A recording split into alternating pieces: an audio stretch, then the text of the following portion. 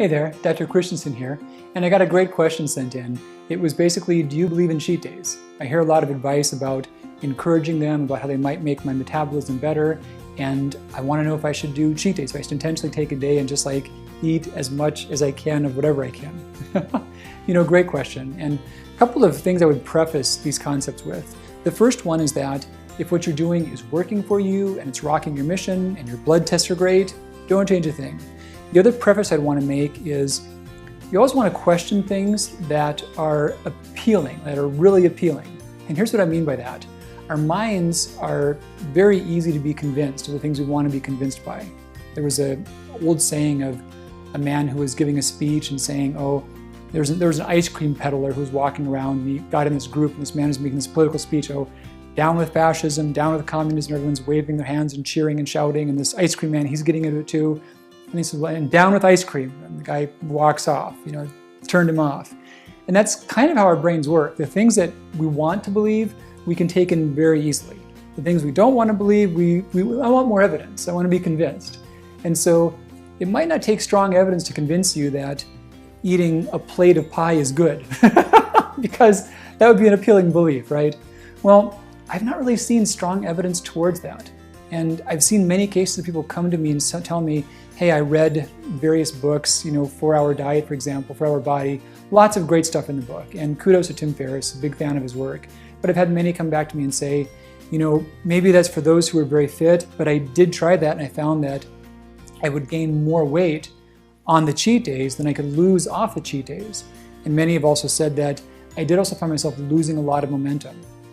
For many of us, food is kind of like an addiction, and especially things like sweets or certain types of junk food, they can change your taste buds. You can microscopically look at your taste buds and see that they actually shift.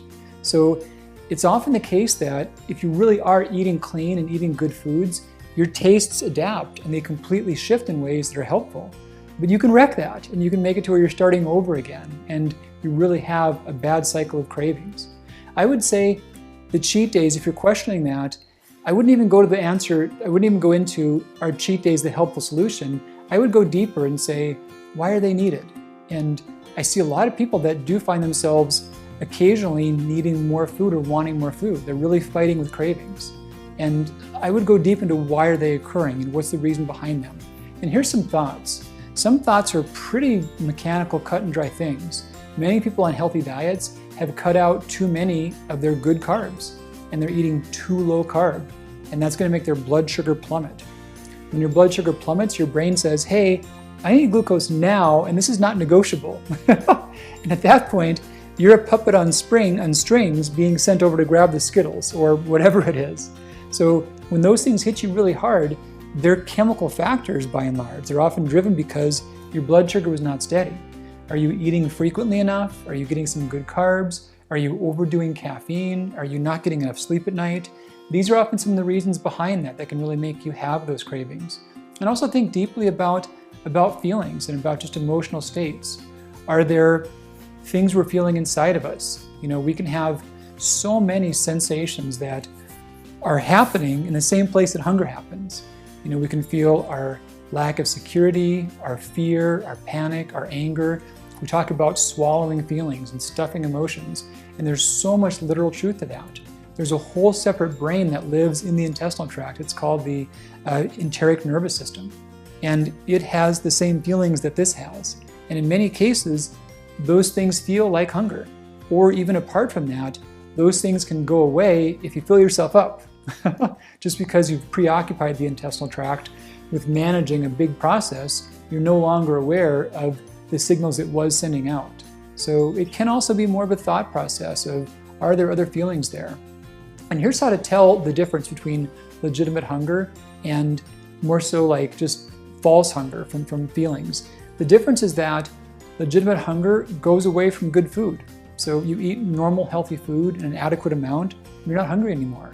But the other thing doesn't really want good food. That thing wants sweets or chips or junk or heavy things, and it wants more and more. And it's not really satisfied. So play with that and really go deep inside and say, okay, what's the nuance? What's the nature of my feeling right now? And how does this compare to hunger? Okay, if I'm not sure, let me just have some of this food and see what happens. And if you have some food and, oh, I'm done, I'm not really interested in food anymore, that was hunger. But if you have some food and now you want more of it and more of it and more of it, that one wasn't hunger. That one was something else. And food might be better than alcohol in terms of managing it, but even higher than that, you can really understand what that's all about. And you can do that by talking to a close friend. That could be a counselor. That can be journaling even if you're not as able to communicate as quickly. Sometimes that can be just movement. That can be changing or reoccupying yourself. But get in touch and figure out what it was about and why the cravings were there to begin with. So yeah, cheat days, again, if you're totally lean and fit and they're part of your regime and it's working, awesome. I don't want you to change whatever's working well. But if you're not, go more deeply and think about why are they needed? Is the diet off? Are there some feelings that are stuck?